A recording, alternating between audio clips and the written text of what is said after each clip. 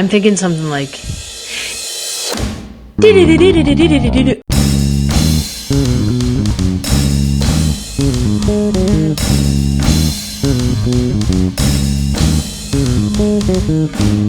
Like Josh Black. Yeah. He was great. Fun. Oh my gosh, that was the first time I've gotten to like really spend some time with him. Nice. And he is, I love his energy. He thinks a lot, which I relate to. Yes. I'm like, I wanted to be like, do you also have anxiety? Because I think that much. But he came to a lot of cool, like, I don't know if lofty is the right word, but like big conclusions that seem to be working for him. Yeah. And I'm, and he's open to keep learning more. Yeah. Like he's, the idea of wanting to turn inward and do that shadow work. A lot of people don't even know that phrase. So the fact that he's like doing this and has an art exhibit where he is like doing this for the second year, I'm like, that's really cool. And yet another guest there have not done therapy before. That's what I was going to say. It surprised me that he hasn't done therapy because that's why I asked him about like his background with Christianity and spirituality. Cause I'm like, where'd you learn this? Yeah. Just thinking a lot. Eventually, if you think. That was really funny. You're like, so just by thinking. You came up with that? Yeah, he's really cool. And we talk about a lot of things that are, it's from an interesting perspective that's different from mine. So I really. Yeah. What's one thing you learned from hearing him talk and share his story? I really loved when he talks about going, like with comedians, we're all up in the world getting our material. And he talked about going away and being alone. And the way he comes back after that is just like nobody else. I'm like, oh, I'm gonna remember that. Yeah. No, that's cool. It's good. I'm excited for people to hear. Me too. Our episode. Yeah. Enjoy. I glanced at it, and like I said, I'm high now. So it takes me, I got to read several times, especially the long boy. She sent me like one of the screen full. I'm like, oh shit. But I like it because it's detailed. I don't have to ask any questions. A lot of times somebody say, hey, come to my podcast. It's at 7. You don't know where it's at. 7 a.m., 7 p.m. That always gets me. I always show up at 7 a.m. in the morning. All right, but It's that Addy. But they said something about it's Amber, and I skimmed it, but it was like someone that works with trauma and psychology, and they want to talk about what trauma got you into comedy or something along those lines. But she wasn't like, this is going to be you just go on podcast, talk about your dick, that's what I'm used to. Right. It's dick talk, balls. And she's like, no, we're talking about it. I'm like, oh shit. So then in my back of my head, I'm like, I just wasn't too scared, but I was just thinking, damn, I'm not really matter of fact, I'm doing an art exhibit now, and it's called Shadow Work. Yeah. It's like, I called because I was thinking like, I love that. because I'm always like critiquing like government or just critique, and I'm like, let me turn that inward to myself and start Good thinking, job. Yeah. Where's my hypocritical shit at? Like, where's my racism at? Where's my because I'm always criticizing what I call like authority figures and just bullshit and bigotry, and I'm like, how much of that shit is in me from being in this society, and then also like just narrow in on myself. I'm my only child too, so I'm like, I love that anyway. I could just be alone forever. So I'm kind of into it, so it intrigued me in that way. But I'm also like, when you look into some shit, it's like, damn, I didn't know that. I didn't know I was mad at the world because my dad raped me. You know what I mean? Yeah. I mean, he didn't rape me, folks, but he did try. But I fall back. No, that's a joke. Sorry. I'll let you know when I'm serious. No, he didn't rape me. He beat the shit out of me. No, he didn't do that either. Sorry. But let's y'all tell me, y'all drive. I'll be in the backseat smoking. I think that's a good place to start, the shadow thing. Like you're right on with that, of that normally the things that we are seeing out here that we hate or despise or get triggered by, it's because it's our own stuff. It's something in here. They said whatever you hate in someone else is probably something you have a struggle with within. So that's the essence of shadow work. Yeah. So do you believe the old adage that people that do comedy are sad? People say that's been a long-lasting little myth about comedians. I'll answer from a non. What you got? Yeah, please. I feel like, and it's part of the reason why I thought this was an interesting, podcast to create, was I think comics it's the self-worth and everything is so heavily dependent on how funny you are. And a lot of times we think we either have to be funny or if we're sad, we can't be both of those things at the same time. Yeah. And so the humor serves as kind of like a wall that doesn't let you look inward, like what you're talking about. And it's such a potent weapon. Yeah. Like we're crafting it on the stage, but then when we take it in real life, we're like we're killing in real life. Around non-comics, you're probably like making them cry constantly. Like I'm murdering. So then it's so good now that you can just deflect off anything with just the humor. Yeah, it doesn't go away. Exactly. It's still there and just keeps building and building and building. So okay, yeah, I like to think I'm not sad. I don't think I'm sad either. Yeah, I don't think so. I think I got into comedy randomly. Like I was being funny all the time. I was always kind of being funny growing up. Just bored, doing bullshit and pranks in school, and then I did music for a while. And I did that for a while, a long, like 6 years, 7 years. I mean, and didn't budge. I mean, didn't make a. I mean, I'm telling you, and I was reading every day, writing every day, making. And I thought it was great. And people would listen, and before I told them it was me, they'd be like, "This is great." You know, and I'm like, oh, this is, but it just never fucking moved. But I think for 6 or 7 years, I was like taking something in the world, observing it, and then writing it down. So it kind of gave me like a pre-comedy way of like how to write shit. You know what I mean? So then I was like trying to find a cheap date, and it was like, there's an open mic at Bobby's Idle Hour Tavern, some little dive bar. Yeah. Went in there, somebody roasted me. I got on stage, roasted them back, and then a comic was like, damn, how long have you been doing it? I'm like, you think I've been doing this? And then there it was. And then it just came so much easier than music, and then it felt much more natural. I could get on stage every day, and then it started working. And I'm like, oh, I was wasting time over there. I was supposed to be doing this. That's a good feeling. Yes, for sure. Was your comedy always, like you said, like shining a light on like authority and the problems in the world? Well, it's kind of like, I think you are what you eat. So whatever you're consuming constantly is what you're talking about, what you look like, how you feel. Yeah. And then like the longest time, that's what I'm into. History, politics, race relations. And I went to like 20 different schools growing up because I got kicked out of all of them just for bullshitting around. Like putting tacks in teachers' desks or throwing something, or you just dumb shit, just bored shit. So I went to like private school, black school, boarding school, home school, like hood ass school, super white, crazy, conservative school. So I know every level of blackness and whiteness. You know what I mean? So now I can communicate to both rooms and to both, you know, and I think it's a power to that. A lot of comics can't, because you don't really know it. Like I can't really tell a lot of gay jokes because I don't know gay culture that well. And it's just dangerous to tell jokes about it. You're like, you can do it and maybe you kill, and then it's a good chance you just make people annoyed. You know what I mean? And because I learned that with white comics talking on the black jokes, and I talked to Thomas about this once. I'm like, sometimes white comics, they black jokes, but they're never around black folks. So they don't know the culture of where the funny is, so that you're stepping on landmines accidentally because you don't know what the fuck you're talking about. So now we're just annoyed. You know what I mean? So it's, I don't even know how the fuck we got there. But did I answer? Yes. Okay. Yeah. I told you that weed, man. I'm new to it now. But I'm here. Do you feel like watching the news? That's a lot. Like, and then comedy is usually seen as like a release. So do you ever get like bogged down with like watching all the news and then going to talk about it on stage, or how does it make you feel to like? Yeah, I don't know. It's like I go through periods of like I need the news every day. I got to know what's going on. For conversation, it gives me like reading the news in the morning to me sometimes gives me a boost of confidence. I don't know, it just, I feel like an old man who just read the paper. I don't know what the fuck that's about.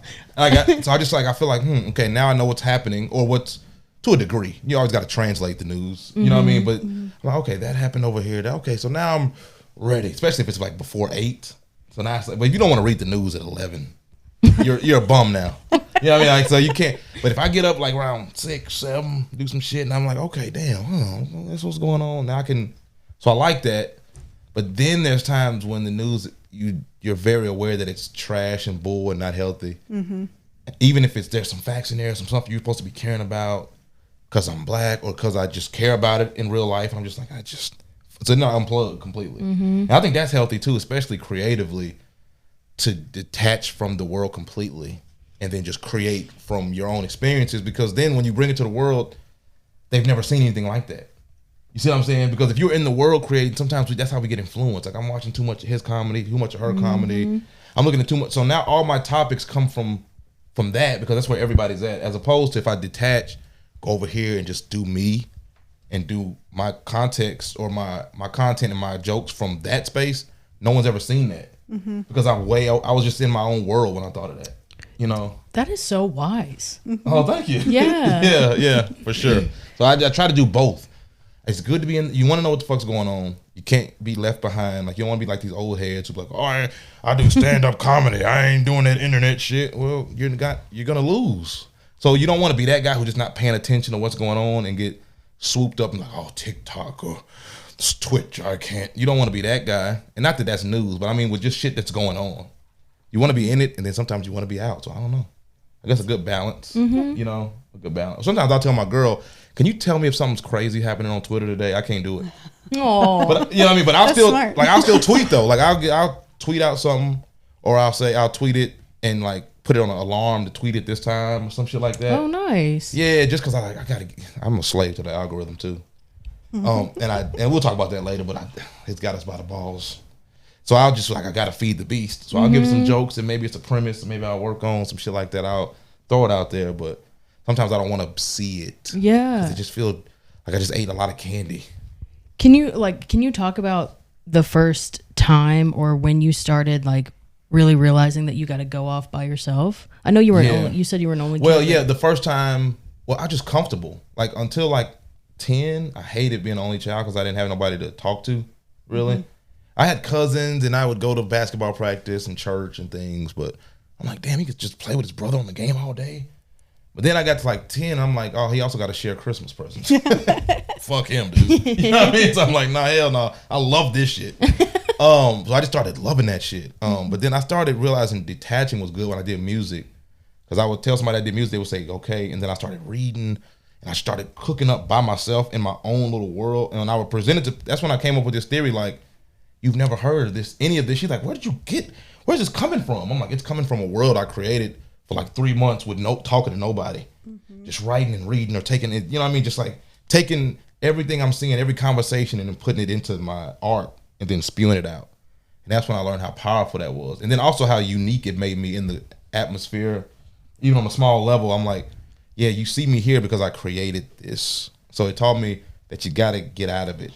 But then that was like 10, 12 years ago. The internet is sped up so much now. 2 weeks off the gram. Like back then I could just take 6 months off Twitter and just be okay. And people would drop one album every 2 or 3 years and they're just fine. Now it's like 2 weeks off Instagram. People think you overdosed. You know what I mean? Like they think this motherfucker, he gotta be dead or gone sick or something. 2 weeks. And then the algorithm will fuck you. I'm gonna tell you what happened to me. I'm gonna tell you how I was a slave to the algorithm. The first video I posted on TikTok did 1 million views. I had never used TikTok. I just put hashtags that I Googled. Then the next one, I was like, oh shit. I posted it 4 hours later. It was like 500,000. I'm like, God damn, this is crazy. I posted another one and like all old videos that I already had on other platforms. I just posted it up and then I was like, all right, cool. I'm gonna let that grow for a while. I'm gonna come back. I'm popping on TikTok. Come back a week later, post a video, same quality of the other ones, 100 views. I was like, what the fuck? Then I was like, oh shit, I guess I gotta be consistent. Then I'm like, oh, I'm a slave now. Like you have now punished me for leaving. Yeah, You punished me because you gave me these dopamines. Like, oh my God, I'm in some special, I'm important. Wow, I'm doing the right thing. I took a break, and you don't take breaks. Damn. You feed me every fucking day of your life, and I'm like, God. And I'm just now realizing that happened like a month ago. I'm like, wow, we are slaves to this shit. Whatever the algorithm says. Post reels, we post reels. You don't take, you just do that. Yeah. Because we're not gonna show anybody your shit. It's just, I don't know. So it's a crazy world. I think we can manipulate it and win off of it, but it's also like it's so unregulated and strange and changing. We all kind of slaves to it. But I think it's still healthy to detach. But I think I'm also struggle with people who are already popping, like a Dave Chappelle or fucking Chris Rock, or even the guys who were popping recently. They're like a Nate Bargatze. They can take breaks because they've already made a name for themselves. And so now when they take breaks, it's mysterious. We don't know where they're at. We can't take a fucking break. Like we can't, I feel like we can't detach because we're still coming up. Like we're still trying to get noticed. So we gotta hit the shows. We got to hit these dirty mics. We got to post the content every day because we trying to get to that spot. So it's like, what is that spot though? Yeah, that's a good question too. I think this. I've been asking myself constantly what success is to me, and to me, that spot is you. At this, there's different levels. The level I want to get to in this moment of it is Monday, January 2nd, 2023, and I want to be touring at least in America. Give me 2 real touring. I saw somebody post the other day doing open mics in another city is not touring. Thought that was hilarious. But so I mean, like I got 2 or 3 dates in different cities, and I'm bringing at least 70 to 120 people each show. It's a very light goal, but we're looking at roughly $3,000-$4,000 for 3 hours of work. And that, well, I guess we're working now for free constantly, so it's not 3 hours of work. But that weekend I would make good money. So I kind of want to get to that level. Mm-hmm. I want to be, to me, at that level of getting, if I just give me $5,000 a weekend, hopefully in 5 years, I will think this is such a poor thing to say. Because I'll be like, what kind of, you just want $5,000 a weekend, you fucking buffoon, you peasant. Hopefully this is absurd in a few years. But right now, that'd be incredible. Well, give me $5,000 a fucking weekend, all fucking comedy. I mean, you're definitely going to get there. Yes. When you get there, though. Yes. Do you think you're going to be able to be like, okay, now I can stop posting reels for a week? I think once you get to the point of where you have demand and people know you and you've put your star in the sky where they know Amber Autry and we know what you're bringing, we know who you are, I'm investing in what you're doing. Kind of at that point, I think you don't have to, I think I read in the 40 Laws of Power where you have to spend a lot of your time getting attention first. Mm. And we got to say yes to so much bullshit on the way up because it's like, we just got, and then eventually you can just say no. No, I'm not posting every fucking day. Mm-hmm. No, I'm not doing a reel. No, I'm gonna post something when I like to do it, when it's comfortable, when it feels good. I'm not down there fucking scrambling for 5-minute spots and, $20 here and there. And, we're not, so I think once you get to a point where the demand is high and you've reached that level of mastery and people understand it, I think you could technically slow up to a degree on that. You still got to give the world your gift, but I think you could take a step back now that people know you. I feel like at the beginning of our career, we're trying to get known. Once they know you, now you know me, you know what I bring, and then I can come out when I come out and then go hard in that space. So I think that's kind of how I see it. I think there's like a small hump you get. It's like levels. Once you get to that level, I think, but you never know. Mm-hmm. Algorithm changes, then you never know. But I think, go ahead. Oh, and is in your world of doing the comedian stuff, it sounds like your social media is like the main way people find you and how for you me, yeah, that's definitely my perspective because that's how it happened. Any success I ever had in comedy, which is little, but still something, it came through social media. I got people's attention online and then they came to see me. And thank God I had already been working on it for years. Mm-hmm. So I wasn't a piece of shit on stage. But, because that's a lot of times people do good on social media, but they haven't done stand-up yet. Mm-hmm. Now they look strange on stage. So yeah, my social media was a lot to my success. But then it also helps to the slavery of it because it's like, all right, could it all, go? If can you take a break? So that's, when I saw TikTok do that, I'm like, oh, I got to kind of reel it back. And at least come up with a plan. Or maybe you record videos every day for a week, have them stacked up, or like a podcast, you stack it up. So that way you can just let them ride and you're not necessarily working like that. Like grinding. Yeah, so now you dropping it from a phone. So there's ways around it, maybe, as I'm thinking literally at this moment. But yeah, so yeah. You have such a drive and a passion. Where'd that come from? Man, being broke as shit for so long, and just not wanting to work a regular job, no matter what. Like I could be like fucking, I probably worked 73 jobs. I did a Pier 1, Office Depot, Office Max, Target, Walmart, everything retail. I couldn't do food. I can't see food. Like if I was full right now and you had a plate, I'd have to walk out. I can't. I'm full. Food's over. You can't do food now. So I would always be scared if I ate something and then I got to bring a man his food. I would throw up. I just can't. So anyway, any retail job though, Old Navy, love Old Navy. I can fold the shit out of some shit. Like I do laundry and get excited, truly. Like, I'm like, I fold the shit out of this shit.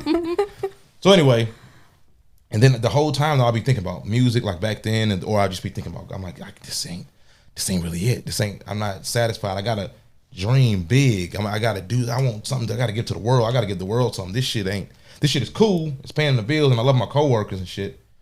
And Old Navy's cool, and Toys R Us is great. I'm like, I want to, and I also want to live like, like, not necessarily about the money, but I want to live good. And my mom, it was just me and my mom growing up, so I'm like, I feel like you sacrificed a lot. You ever get that sometimes with parents, people who loved you back in the day, you just get gratitude. I'm like, man, when I think about it now that I'm her age when she had me and shit, I'm like, damn, you said fuck life. Yeah. I'm just gonna take care of this kid. Yeah. And I'm like, fuck, dude. And you did it by yourself? I gotta. So then that's in the back of my mind too. I'm like, man, I gotta she deserves something for that. Yeah. I gotta make sure it's not like I did all that work and now this motherfucker's a bum. You know what I mean? Which is a lot of that happens quite often. So I'm like, hell no, dude. So that's one thing that keeps me. And then having this insane purpose, I just feel like I got it. Like I just feel like it's meant to be. Something's got to shake. You know? Yeah, I just see, and like, I mean, Amber, you said drive, but you're a deep thinker and you like exploring yourself and topics and ideas. For sure. Versus you can poke fun at people and things all day long. But like, I think when it comes from a more authentic place, it seems like that's, where did you get that? Man, like, I don't know if it was influenced by your mom or just friends. No, just random. You know, I don't know, maybe it's being in my own head all the time as a kid or something. Probably just be, And then I realized how powerful kind of laughter was, communicating. Like, as far as communicating, I think laughter is the best way to get any point across. Like the hardest topics, whether it be fucking religion, race, politics, your family issues, like hardcore trauma, you can get it across, make people feel it and understand it and hear it, and it still be digestible because it's funny. Yeah, it feels like it's palatable. Yeah, exactly. Yeah. So I'm like, damn, I can talk about. No one can do this. Not politicians can't keep it this real. Comedians, rappers can't keep it this fucking real. Politicians feel like no one can be this honest and still be. We say some crazy things up there, and people be like, "Damn, that's crazy." Keep it going, fam. Like, let's hear that. I'm like, damn. I just said Jesus was a sicko. I would just say insane things, but because of the comedy, it's just so powerful. So it almost makes me want to go deeper. And then I also don't want to be one-upped. Like, I just grew up around so many, like, I learned, like, racist white folks in Tennessee, they so slick. Some of them are dumb now. Some of them are dumb, and those are the good ones to bump into because you can just make them feel stupid real quick. But some of them real slithery. And I was trying to work on a joke about this, like, about how you, like, somebody say something slick and you don't realize till you get to the house. You're like, damn, I should have told that motherfucker. And then you start going in the shower, like, and you start really thinking, if I see him again, you don't even know this man. But if I see him again, like, I'm telling him, and I'm writing shit, I can tell that motherfucker about. And then you feel a few of those, and I'm like, I gotta be ready for this shit. So it's horrible that racism taught me that, but I'm like, you can't let a motherfucker, because they'll do it and smirk off. And I'm like, what the fuck is the Panama Canal or whatever the fuck you just talk about? And motherfucker they just get real slick on you. Like, especially like white dudes, sometimes old men, I hate to get all nasty, but sometimes their wife will look or their daughter will look at me. It might not be innocent. She just might say, but he just doesn't like that. Now he got to say something slick. And if I'm not armed, he feel like he got one up on me. So then I would have to, I got armed and now I'm tearing their ass up every time. And then I started being funny and now it's almost fun to do. So, and then when I started researching like Black history and just shit like that, I started getting more confidence and started I was like, that's insanely fun. That's cool. I'm like, what else don't I fucking know? Which is everything. You know what I mean? So I'm like, I gotta like, boom. And I was broke and I had nothing to do. So like all day long, I like work at Pier 1. I just take a book, go in the back, read that, or like listen to a podcast about this shit. Every day I was working. I got fired from all those jobs. I was at Walmart once. They said, we saw you take the chicken tenders, the barbecue sauce, and the mac and cheese and eat it. And because that Walmart was connected to a McDonald's. So what I would do is I would go to work. I would put something on the shelf by the hour. I get hungry. I go to the deli, grab the chicken tenders, barbecue sauce, and the mac and cheese. Take that plate and not pay for it. I'm taking it to the McDonald's to eat it. And after about 2 weeks, they said, bro, we've been seeing you. Damn. They said, the police are coming. I said, oh, for real? Let me go to the bathroom. Oh, for real? And then you called the police? That's how you feel? Okay, bet. I just ran out. So I say that to say, I forgot how we got here. Shit, but we had a lot of jobs. Fuck me. We're talking about where your drive came from. The drive, like, okay. Like Yes, okay. So I had all those jobs, and I just had time. Because now I'm realizing, damn, it's a little tighter to read for hours on end. You know, so sometimes the part of when you're not being noticed or when you're not getting crazy booked is a good time to be studying. Because when shit pops up, the time goes away. You know, because it's like, now this person wants you, this person wants you, this podcast wants you, this interview wants you, or you want to think about doing that. Why don't you think about doing that? And now it's like, shit, when can I was reading for hours at a time, smoking, taking a break. So it's good sometimes. I tell anybody who's like in a low period or when you're climbing and nobody's noticing you, you feel like I only got 3 followers and no one gives a fuck. Just keep going and studying before the fucking wave comes so you'll have something for them. Even if it ain't books, just study yourself. Study something. Because a lot of, you know, when shit goes, you know, and I think it comes in waves, so you'll have time again, but like it's better to be ready. So then I say all that to say, when I studied all those things and I had all this in my head, when my time came to start talking to people, I kind of was like, I had like years of studying and shit to talk about and that I cared about, you know what I mean? So yeah, I want to talk about the intersection of where, because it's called negativity bias, where we experience things that feel unsafe and our nervous system gets wired, right? And that's cultural, generational, everything. When I first hear country music, it gives me anxiety. Yeah. And then because every time I would hear it, it'd be around some crazy racists. Like I'm talking like old Broadway or old opera, like just I would hear country music. It's like weird white people staring or doing not necessarily. I never was bullied or talked. I've always been kind of tall.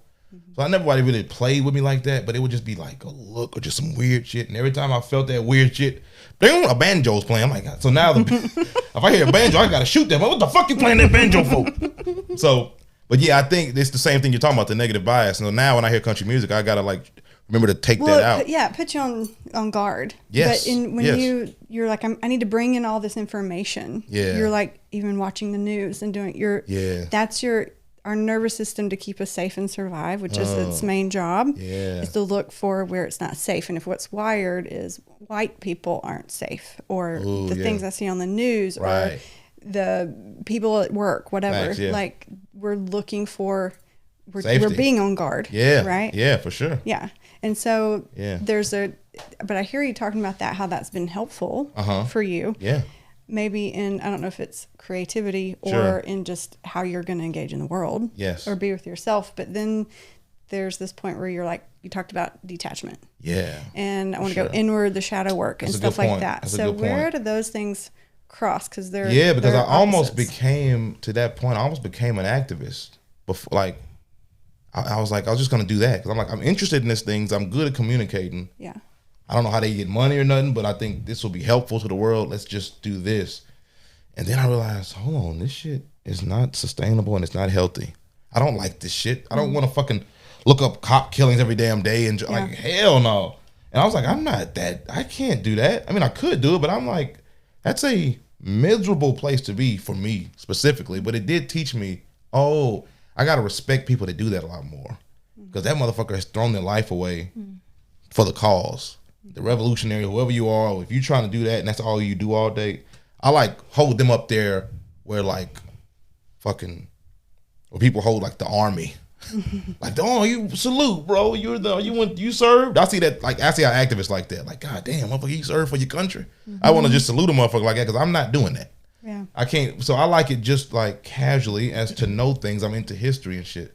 So I like it, in that sense. But to your point of, too much of that is not good for me personally. So that's when I realized, and then luckily I found comedy right in that same spot. And I just took I was like, maybe I can just take what the activists say and kind of mix it in my comedy. Yeah. And do that, but can't do that all day. So yeah, to the negative bias point, that's true. Gotta know when to detach. Also when you're looking, Like if you look at a picture or you're watching a video, you know how like you were talking about crime shows, right? How it gets you worked up. Oh yeah. Your nervous system's real primal, so it doesn't know that it's not actually experiencing it. You're having the same reaction as if you are. Damn. If you're watching all this stuff, I gotta stop watching porn.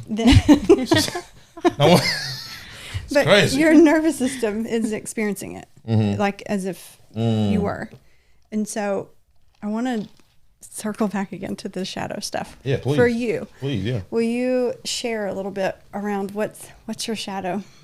What's have you found so far? So many things. The main one was like I just got engaged recently. Congratulations. Thank you. But it took a while because it was so permanent to me. Yeah. I'm like, I can't. Like, no more pussy. That's crazy to me. Like I'm still I've come to a place with it, but it's still mind-boggling. Like to even think about, mainly because of how society, I was raised thinking multiple women is part of success. So it comes with that. So you got to have a house, you got to have a car, you got to have the picket fence, you got to have the dog, and you got to have the bitches. I say that, respectfully, but you like that's just what you're told. You gotta, and I'm like, so now I gotta take that shit out of me. That insane misogyny that was like, be a player. You gotta. I'm like, oh shit, that's dumb and unsafe. Take that out and rewire yourself. And then there's also just the natural man instinct of the hunt that we have. That I'm like, just deal with that.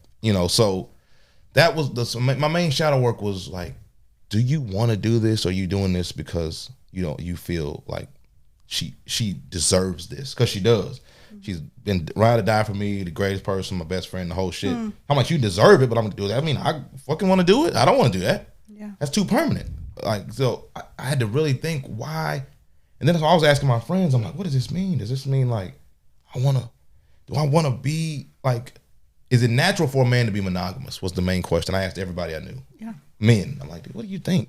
Married men, single men, and no one really had a real answer. And I finally came to my own. Which was like, because some people are like, hell no, I don't. But I'm like, so how do you explain like safety and like that's also give me anxiety when you're because I don't really know where you're at. Like if I'm smashing one person to a degree, I kind of know where we at with it. I go to a comedy club, some girl says, hey, I want to fuck you because you're famous, or I liked your post, can we smash? That's fun, but I don't know you. It's just dangerous. So anyway, I came to the final. I was thinking, man, because I was thinking. It's only getting worse. If I plan on being successful, the temptation of women could only get worse and better looking.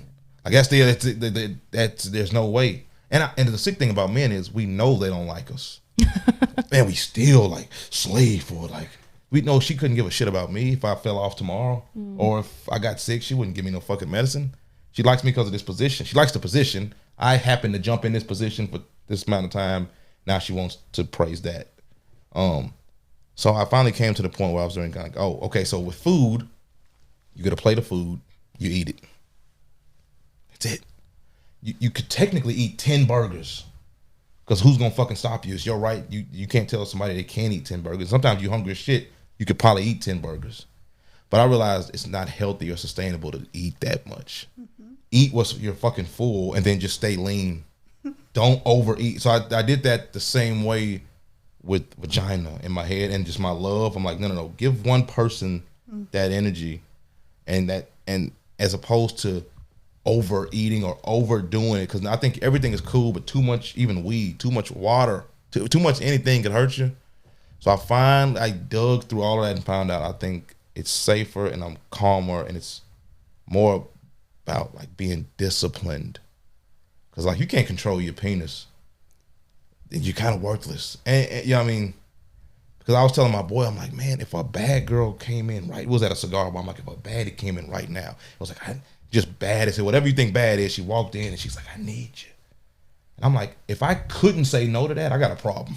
Like if I no matter what, my wife is great. She just sucked me off. She loves me to death. She said, she does everything I need. But a baddie walks in and says, can we just, and I have no ability to say no, which is most of us. I'm like, then that's what, are we addicts then? Like, can we say I don't smoke cigarettes anymore than somebody says, and they're like, I just, like, when is the, I'm okay, no thank you. When does that come into play?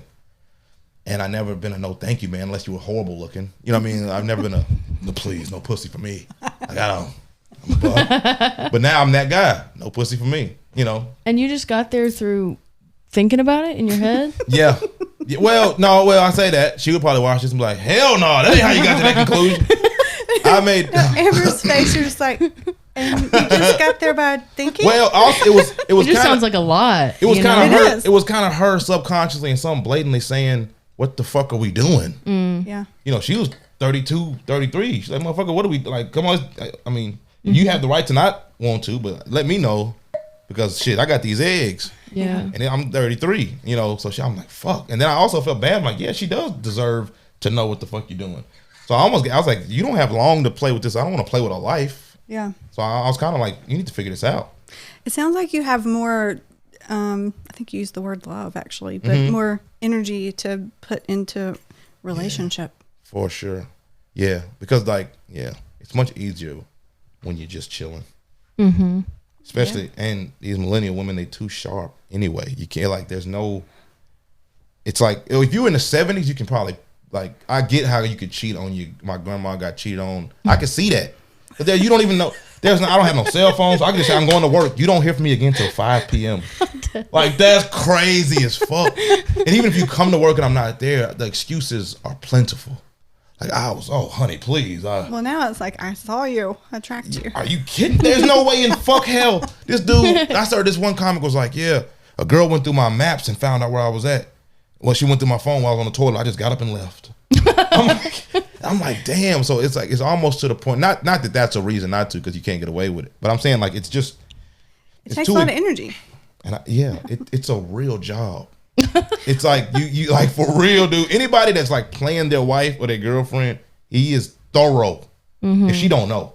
Well, normally when an affair comes out in a relationship in therapy, it's a relief. Like, they're normally glad they're like, there's a part of them that's like, I got caught. Like, I don't have to do all this maintaining. Yeah, and it's a lot. You got to remember your lies.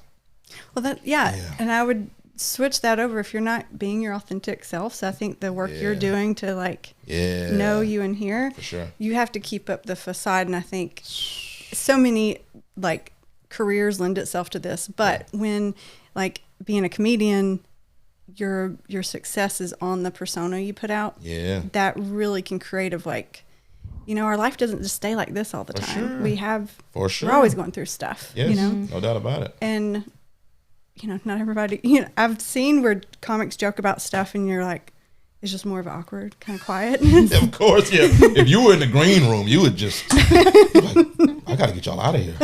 This is insane. That's not okay. Did you hear what he just? But yeah, you're absolutely right. So, I think going back to you saying you've looked into your shadow stuff and just being more contemplative and pulling back. Yeah, you have more energy to put into for yourself, your craft. To just be more authentic is a lot less energy draining. And it's just not like on a spiritual high level. It's just not good to just throw that much energy out. It's of course all the dudes are watching. It's like, get the fuck out of here. But it's just real. You don't want to give like, you just don't. Well, the more intentional you can be about where you put your energy, the better. Exactly. And you want to feel good after you come. Respectful. You know, and men, our minds go way left when it's up, and then when it's over, like, oh, how the fuck this? I mean, it's like you're a whole new person.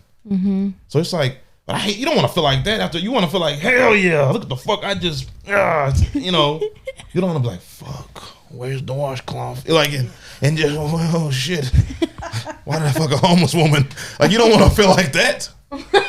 She was homeless. Why did you do it? I've started learning. I'm like, anytime comics say things now, I'm like, is this for real or not? So the woman was homeless, and you went inside her, and no, that was a joke. But it's definitely, we all had, like, all every men had that post-nut clarity where you're like, what the fuck? And it just, you feel so dumb. And it's just, so so the relationship was a big thing of trying to figure out where I was emotionally, mentally, and if I could handle baddies on me aggressively. What is a baddie? A baddie's a baddie. Like, okay. Like, baddie's baddie. That's very true. As you played that back, I was like, damn, that's a bar. I'm doing my thing right now, but it's a fine woman, like a badass woman, like a badass. I mean, she's bad. I mean, she's a baddie. Like everything you got to think about what you want. A lot of men, he likes like women with a lot of pubes. So to him, if a lot of pubes were shown, he would say, "Damn, she's a baddie. That ain't me." I would just like, just a good, defend myself. Please, Mr. Pube. The camera you can't see, but there's a man holding pubes as we talk here, and he's sick to me. But he's the producer. Unfortunately, we have to put up with him. But listen, a baddie's a baddie. Like I'm just saying, like in your case, it would just be handsome. You find a handsome man. Is it clear enough, Melanie? Yeah. We got a broom in here. Now they're spilling the pubes now. So.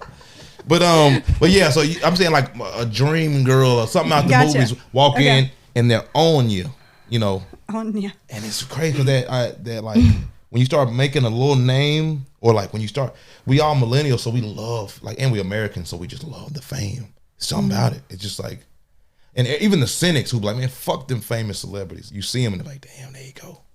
It's just we just love that shit. So I say that to say, if you get a piece of it, if you get a little bit, or if you you get some of the remnants of this, like, ooh, and you can get caught up in it and get lots of vagina, and that's so I kind of had to make a decision because I'm like asking the universe for success, but I'm like I got to make sure I'm solid before I end up with AIDS. What's like, what's an appropriate amount of pubes? No, what is what is like? Do you have a past in like? You mentioned spirituality. Oh, like what's your background in like religion? And I also want to know if you've been to therapy before. So those two. Okay. Well, yeah, I grew up church, mom, church. I mean, talking about Jesus freak. I'm talking the only music we had outside of gospel growing up was like Michael Jackson. It was a Michael Jackson tape. I'm 93 years old, and she had a that's all I had. Like so she don't listen to rap, no R&B. She's Jesus Bible, and she's not the condescending kind, but she's about it. Like, ain't no playing about no Jesus. You gonna go to church, that type of shit.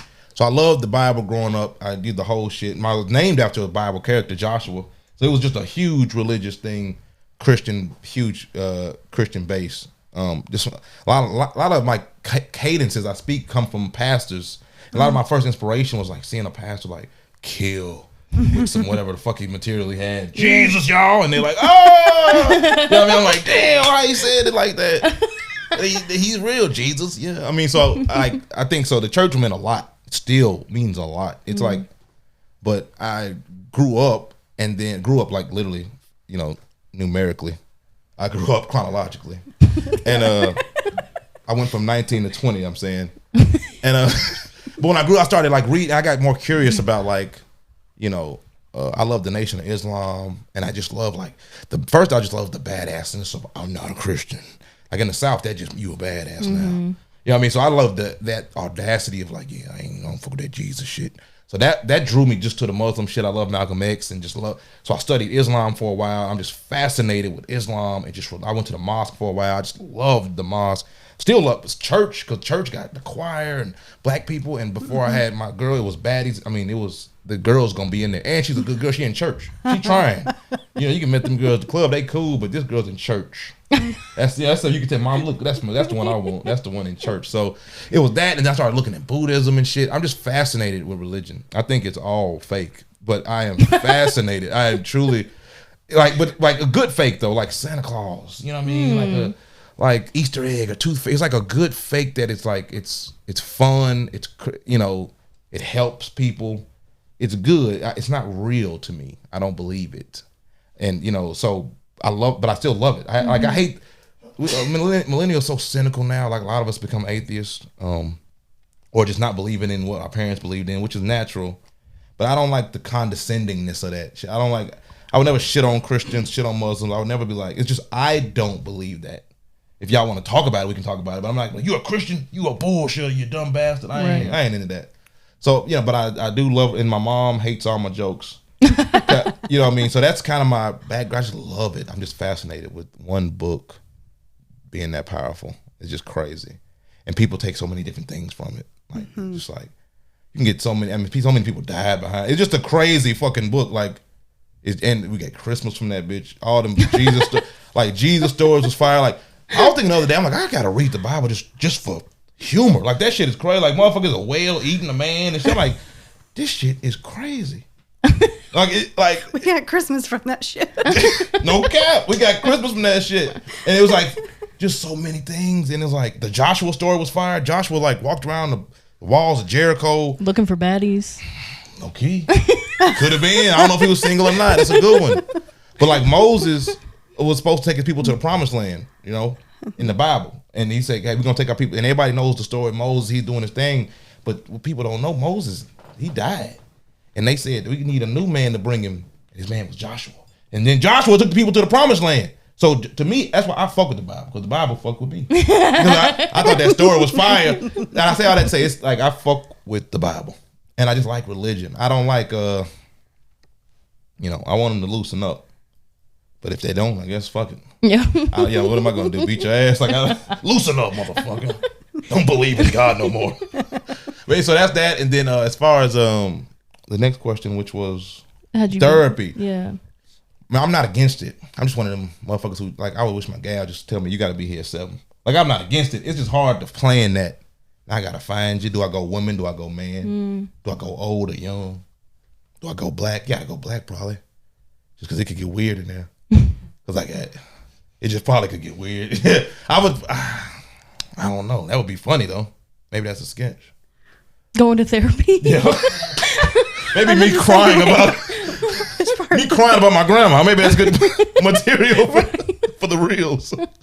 But no, so I don't know. But I would like it, I think. Because like my dad wasn't around and I don't seem to give a shit about that. And like my girl just swear like, hell no, motherfucker. You hate that. And I'm like, I probably should, but I just don't.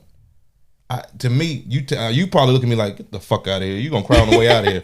And probably, but I just don't like, okay, so it was me and my mom, and I never told this story just because you could respect it as a psychologist and you got the podcast. Here we go.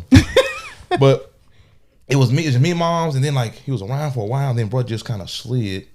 And my mom was never disrespectful, and she never like fuck him or nothing, but I learned early that humans are just like old kids. So, when you think like, oh, because, there's a time when you think adults are like, oh, it's adults. Then you're like, oh, he a bullshitter like little Fred right here. Fred just shit his pants. You damn near the same motherfucker. So I'm like, and the first time I realized that, and I'm getting back to the original point, but the first time like somebody hit my car, like this woman hit my car at my friend's house, old woman. I was probably 16, had a Honda. She bumped into it in the parking lot drunk. And then she was like, baby, I'm going to take care of it. I didn't call the police or anything because that's my friend's aunt. I'm like, you're an adult. She never paid me, never fucked with me, and then would continue to come to barbecues and just eat food. I'm like, bitch, what the? Like my car, I'm 16. You don't even have a job. And she just like, yeah. I'm like, you're just not going to handle that? You're an adult. Don't y'all do this type of shit? And I'm like, oh, hell no. So then that situation, and then like, I was like, I asked my mom, like, where's my dad at? That sounds crazy, but not like in that sense. I'm like, it would mainly be like when she's like, you can't play wrestling games because that ain't got Jesus. I'm like, man, fuck this. Where Pop's at? So now I'm mad at you because I'm like, I want to play the game. So it wasn't even about you, maybe. I'm just thinking, damn, this is my only option here. So that was that. So I realized real early that humans are just trifling, I think. They can be like, he made a choice to just have sex and nut in somebody. Like that, it ain't even that deep. Luckily, my mom's great. Cause what if he would have nutted in something crazy and he still I'm like, I got a good mom. And I'm like, he gave me some little looks. I'm like, preacher, you gave me nut and some little looks. Hairline ain't that strong. It's cool. I'm 33, still got one, but it's threatening now. So I resent him a little for that because he's bald completely. Now that's in the back of my mind, like how you look like as a bald man. And now I'm like, I don't know if I got the head for that. I swear to God, I don't think I had a head for that. So when I think about him, I think about this motherfucker fucked me low key. Some pubes? I'll take white curly pubes, please. His hair is the grade of his hair changed. But yeah, so anyway, I just think he was like, my girl's like, I just want to meet him and tell. I'm like, I feel like he would, if he was really just be like, yeah, I didn't want to take care of a kid. If my mom was mad poor, she was a nurse, so she was like, I didn't really miss nothing. I got like best dressed in high school. Mind you, that was more creative in politics. So I wasn't just, but I wasn't like, I didn't really want for much. You know what I mean? And I didn't realize later what I would need him for. And it would be mostly to, I thought I was crazy for a long time because it was just me and my mom. Mm-hmm. And then it took me till I got older, like, oh, she was tripping about that. But I didn't have a brother to say, bro, just chill. She's bullshitting. Yeah. So I never knew until like way later. So anyway, I say that to say about one of my shadow work was like, I don't know, is it unhealthy that I don't care about that? I just feel like, and then also, I feel like I got enough family and friends. Mm-hmm. Like I don't necessarily want, because now I got another motherfucker I got to call. How old were you when your dad left? It was gradual. And, I probably 11. I'm bad with ages too. 11-ish, 12-ish. And did y'all have a close relationship before he left? Not too, but decent. I would enjoy time. It wasn't like, fuck this motherfucker. Mm-hmm. I remember shitting my pants once. That was crazy. Hadley Park. I don't know what that, I just remember that was one of my main memories. He was playing softball, and I'm like, I don't want to bother him. Mm-hmm. I'm going to shit my pants. I'm going to just shit on my fucking self. He was pissed. I don't know why I brought that to you, but I visually saw it, and I'm like, I was shitting on myself in this thought. But anyway, so I think 11, 12, and we would go like, he did the weekend shit for a while. Mm-hmm.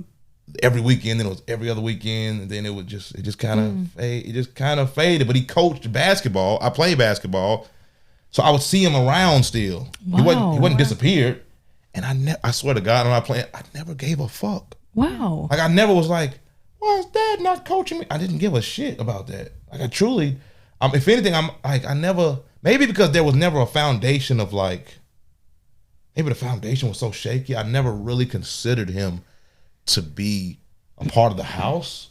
So he's always been kind of a form, like if this is the earth, the house, he's like the moon. Mm-hmm. He's not on earth, but I can see him and I fuck with him. He's, so I don't, so it just faded. And then now, years later, I bump into his girlfriend who was there kind of the whole time.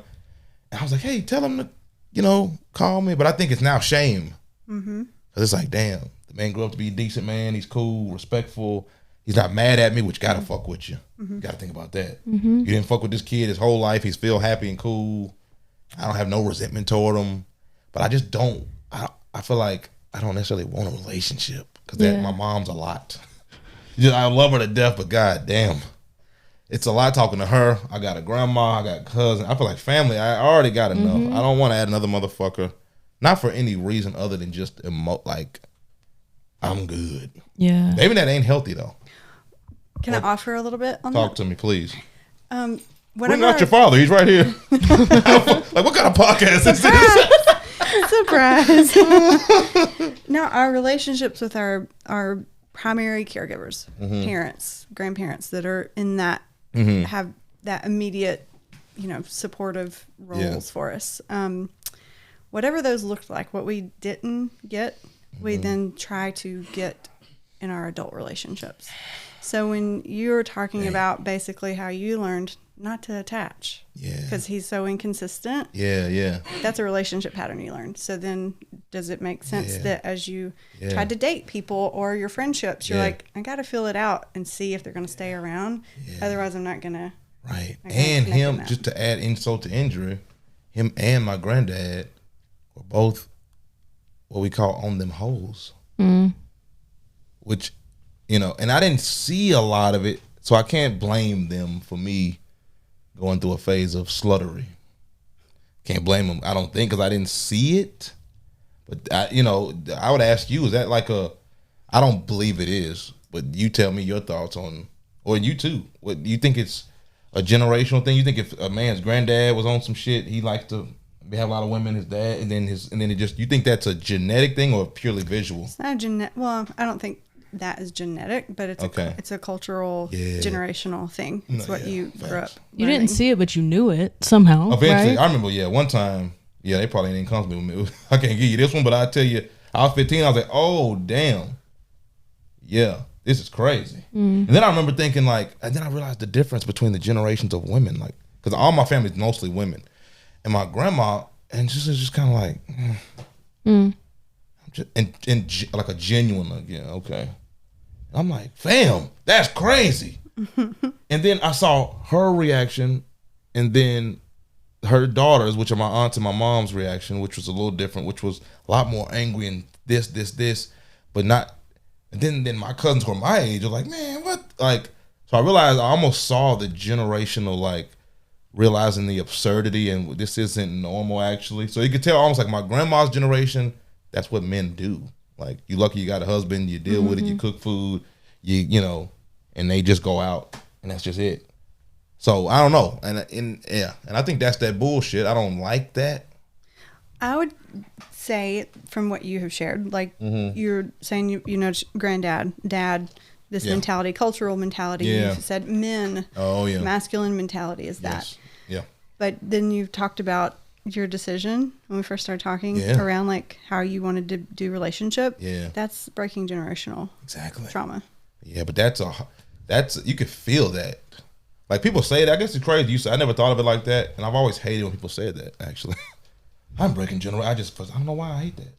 I'm breaking a generational curse. That could be a beautiful thing, but I just didn't like it. But I guess that is, and I could feel the halt. You know what I mean? Because the energy is so intense. Yeah. And I'm like, oh shit, yeah. I don't see any men like that. Any like faithful, and this is horrible, but we don't see many cool, faithful men. Yeah. Most men that I've seen are faithful are runovers. Their wife had beat the shit out of them emotionally and they just gave up. So I'm like, I don't want to be that fucker. You know what I mean? But I also don't want to be fucking AIDS guy either. But it's like, you know, a lot of the cool dudes are out here bullshitting. And the married guy he's in his collar shirt and he's just miserable. He's just like, so happy wife, happy, just so miserable. Yeah. I think that deterred me too. I'm like, I don't see many happy men. But I think that may be a generational thing too. Maybe men just wifed things back then. Because I feel like our parents' generation got a lot of, they popped off like the divorce culture. Because they was like, when the kids graduate, then we'll get the divorce. You know what I mean? Like, then we'll get the divorce. That's what my parents did. Yeah, I mean, that's the thing. Like we didn't see it the whole time. Yeah. You know? But, so I think our generation, we're having kids later. We're getting married later. I think we're just making sure. So I think that could just be better for society, I think. Definitely. Because I think people get married at 20 back in the day and at 21. Now I would have married some bullshit. Girl. So my main shadow work was like looking at stuff like relationship stuff. That was the hardest stuff for me. Chewing that, living that, and saying no to a baddie.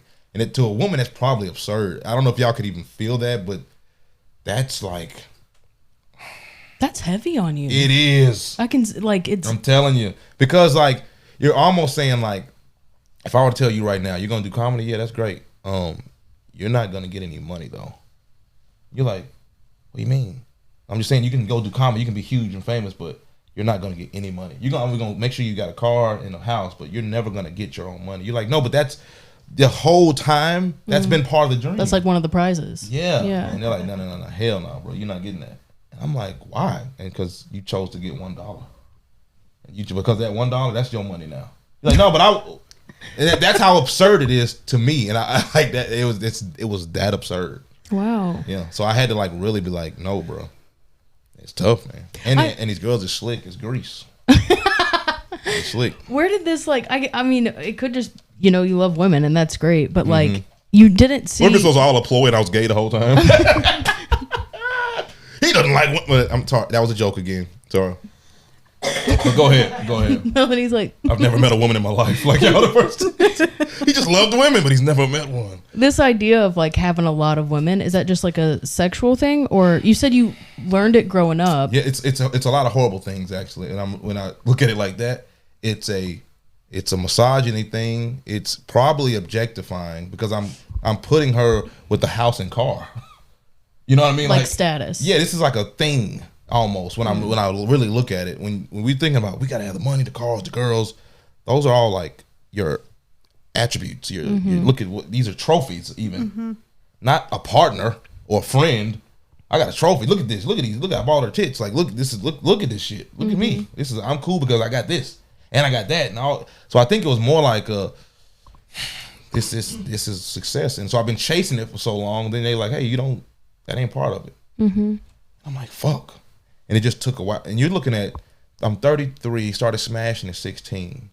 So how many years is that? That's over 15 years of thinking like that. Yeah. So I got to like halt on thinking that. And then also maybe it ain't even respect. As I look at it this way, it don't even seem respectful. I never really thought about it like that because I don't call, like I'm not like, hey bitch, give me a water. I'm not like that dude. So I'll be thinking I'm like a feminist. Because I'm not like, I never, like, I didn't beat her to the hell. Elroy beat the shit out of her. I ain't do that. Right. I just fucked her sister. You know, it's like, I'm the good guy. So I don't know, when I look at it like that, I'm like, damn, maybe this ain't even, it seems like it's objectifying. And normally objectifying seems like harsh, but it could just be a mind state that you got to just shake. So I think a part of that was just realizing how if we're born in America in a kind of poisonous, wild-like society, some of that shit's on you and in you. Yeah, and you got to shower that shit off. It's not just one thing. I mean, I've worked with men, and that's a mentality. Yeah. I've worked with black men. That is a cultural thing. Yeah, that's how it's just like money, like you said. Yeah. It's another achievement. Yeah. Like what I got, self-esteem thing. Yeah. And it sounds like just the more you've gotten to know yourself and to think for yourself and really question, like, why do I think this or do this or want this? That's where. And also, don't let the white boys fool you. Don't let them fool you.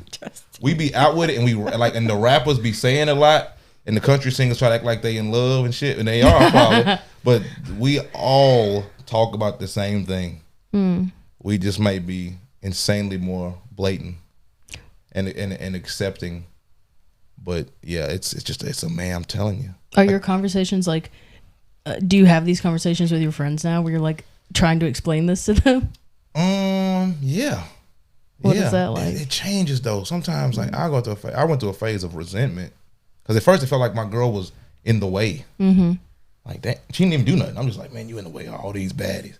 Baddies not even said they want to fuck me. I'm just in my head. I'm like, yeah, you in the way. All of them on me. That's not even real either. But in my head, it's like, man, see, if you wasn't here, man, I could have walked over there, and I'm imagining what that night would have been with this stranger. You know what I mean? I'm like, what if she's gay? Like, but in my head, we already in France, and like, you know, so I would tell my friends in that period, I'm like, man, don't even do this. What's the point? It's over. And at our age, I would tell my friends for a while, I'm like, at our age, that's the last person you're gonna date.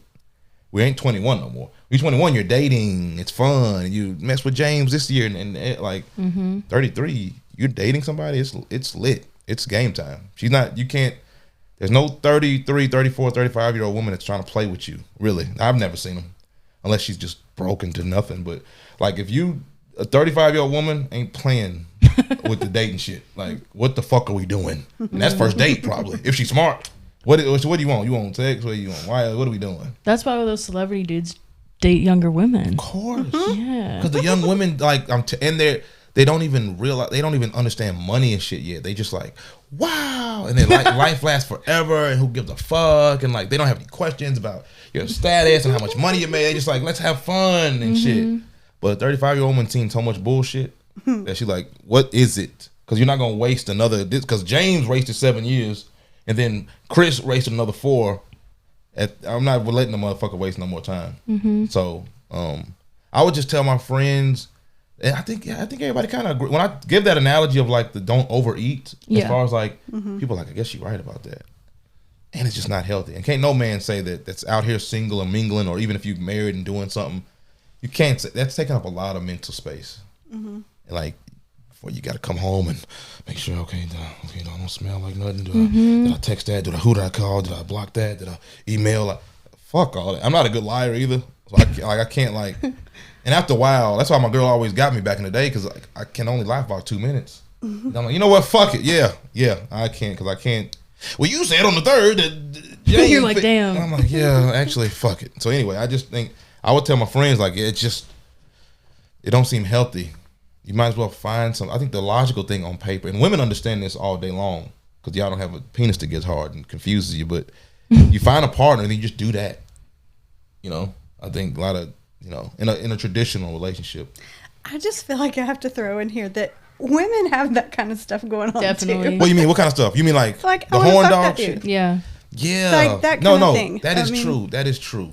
And that's important to throw out there. However, I'm saying it takes so little. And I'm not saying that women ain't hear that. I'm just saying, like, how can I explain it? Like, I get there's a difference. I just wanted to bring into the conversation. No, y'all do. But it's so bad with us. It's like we will do unimaginable things with a hard penis. Not like crazy, like I'm going. But I'm saying like our mind goes to places to where a woman would see that and be like, what Is that scientific? Yeah. Yeah. I know it is because once you nut, you think like, well, you think clear. You think, wow, the last 45 minutes I've been hard. I've thought insane things. Not like unhealthy things, but like, why was I that? Like, it wasn't that serious. This shit, she's horrible. And she's homeless. Keep circling back to that. that. Yeah, it's like that was a traumatizing moment. That was joke again. But she's like, what? He's like, yeah. Look at me. I'm in trouble. She's just like one tear rolling on her face. That's gonna cost him. But yeah, so I tell my friends, man, if I had to, like, I guess tell anybody, man, just fuck. I don't know, find somebody that's a friend that's cool, and probably just work that out. You got to find that right person. You know, not that I don't know, but yeah. So my advice to my friends, to your point, is just fucking find somebody that you like. It's cool, and probably, I don't know what y'all feel about polygamy. I think polygamy is a horrible idea. A lot, like I think if it works, I think if it works, it works. You can't knock something that makes a man happy or a woman happy, but there's got to be a lot of conversations and I think boundaries. I think outside of sex, that seems insane to me.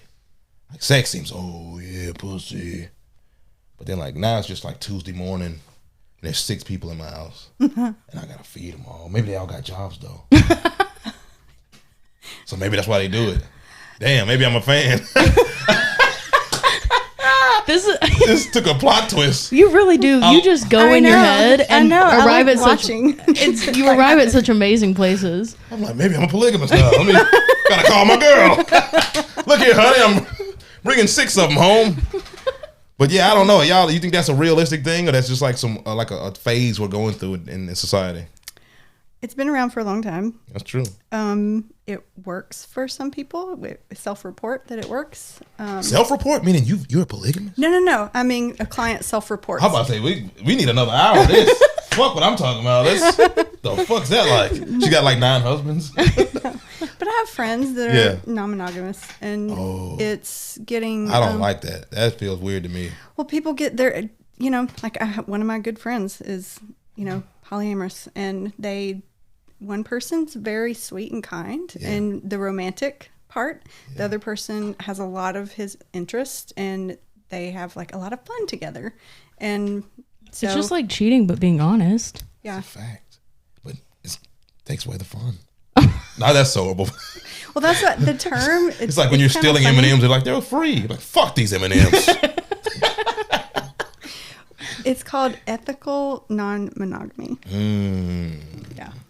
I mean, they could be onto something. 100 years from now, we could all be the idiots. I will say I have yet, because I work with this, I have friends, I'm familiar, and I've yet to have anyone say it like works in a long-lasting, fulfilling way, because they're getting it's sparsed out. Yeah, it's too much. Not only is dick going everywhere, energy, thoughts. I got to tell 3 people how my day was. That's crazy. Because, if you get a real good how your day was out, that's it. Me, I give you, if you say, how, like today, after I just told you that story, I couldn't tell anyone that story. I'm spent. That's all I got. I was like, man, I'll tell you about that shit later. But like, I'm not going to tell 3 different wives, and then one wife was like, hell no, you didn't even tell me about the girl that got scammed. I just... Well, I think for some people, they're fine. It keeps them at a certain point. You can only go so. And then people okay with their wife getting smashed. Like, you can't smash my wife. And then well, it's not always married people. Oh yeah, but see that I just don't. I say get on in that water. They scared to jump in that water. If you ask me, come on, go on in here, bro. We out here committed out here. It's scary in these deep waters. Like a lot of people, is it cold? Yeah, it's cold, bro. Well, see, it's cold as shit in here. Whenever you say, does it work? Yeah. For some people, they're fine not ever going in that water, and so that works for them. And so it's. I know you as a psychologist got to respect them, and you got to treat them, and give them things. They scared. They should be. It is scary, and it's. I just don't come on in here, bro. Do you feel that way because you're in the I don't want to say trenches, but like you're like I'm doing it. I'm in this shit deep. Well, you've done a lot. It's like you see a comic who goes up and he's like it's my first night and he's doing an hour. You're thinking, You ain't put that work in, fam. You don't get no hour, you get 2 minutes, and we're gonna boo. That's what you get. You don't get. You don't. Get it. Yeah, no, hell no. So you gonna get to be with your girl and fuck them, and everybody just cool with it. Fuck that. You better fucking hide like everybody else. You Sounds like some more shadow work. Yeah. You just see me outside punching the rain. I'm like, fuck, monogamous motherfucker. Kind of monogamous shit we in. Motherfuckers is not even in the pool. But yeah, I don't know. I think I'm kind of a jealous dude too. So I can't, not in like a ragey kind of way, but like, I need mine. Mm-hmm. Which is, I don't know, maybe that ain't healthy either, but especially yeah. Because you ever, this might be too much, y'all ever cheated on a man? You ain't got to go there, but if that a man getting cheated on hit different. We can't handle that. It hit different. Because it goes inside, I think. I think, like, I swear to God, it sounds crazy, but like, our shit is technically external. What are you talking? No, what I'm saying is mentally, we're seeing something go inside or something that's sacred. Ain't nobody getting in me. Cause what's like, but you're going in. Yeah. Isn't that just the same? Not to me. It's no, mind you, is it the same wrong? Yeah, but in the mind, I'm trying to figure out why a man can fuck 19 women and sleep well. If his woman hugs a man's hand. Well, because that's yours, right? That's your. That's what maybe it's that, but I was thinking it was because it's something inside. I was just thinking, it hurt different. And also, I think, you know why, another reason, and this could be bullshit too, I think we just physical like that. We can smash a table if ain't nobody looking. We just physical. That's just what it is. And I feel like if my girl cheats, it wasn't just physical. He snuck in. And he infiltrated. Well, it can be just physical. That would be better, but then I got to think about the physical. How you do it? Was he deep stroke? Damn. Was he? Of course, the next question: is he bigger than me? Damn. Can she recover? It's called insecurity. No cap. You gotta work on that. No cap. I don't like that shit. But you got, because my mind I got to get them detail in my head. I'm going detail first. I'm not gonna think, wow, she was hurt. I left her. That's really common. She was incomplete. I got to get deep in there. I got to see who unzipped who. But why do you need all those details? For pain. Mm-hmm. You want to feel it. What else? And you just can't stop that. Like, you just can't not think. You thinking, damn, he been that over crazy too. And I'm just going, and I'm always harsh with just like, if my cousin asks me, you think my man's cheating? Hell yeah, he cheating, dumbass. I'm gonna go the same harsh, fun game.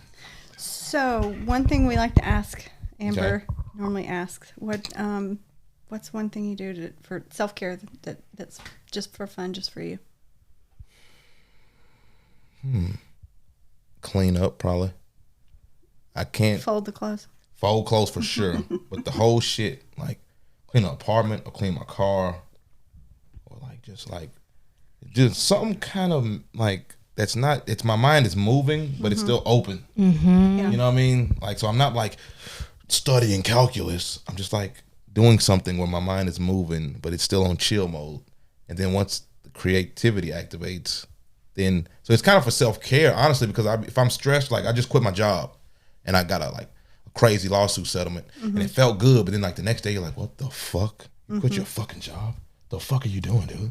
You never had fucking money. You know what the fuck to do with that. Like, so you just like, I'm like, whoa. And then I start smoking too. I just started smoking. I'm like, now the weed's like, yeah, you ain't shit, bitch. Like, I'm like, what? So I'm like, it's all hitting me. So I had to like get up, and and then once I started moving and cleaning or wash that dish or fold this or took that out, I'm like, And then ironically, the cleanliness starts easing me. Yes. You know what I mean? Like, yes. The fact that it's clean is starting to like calm me. Yes. It's a version of meditation when we're doing those things that we aren't become very automatic. Yes. That's not a lot of good ideas come to people in the shower. Yes. Because we do the same routine. Exactly. In the shower.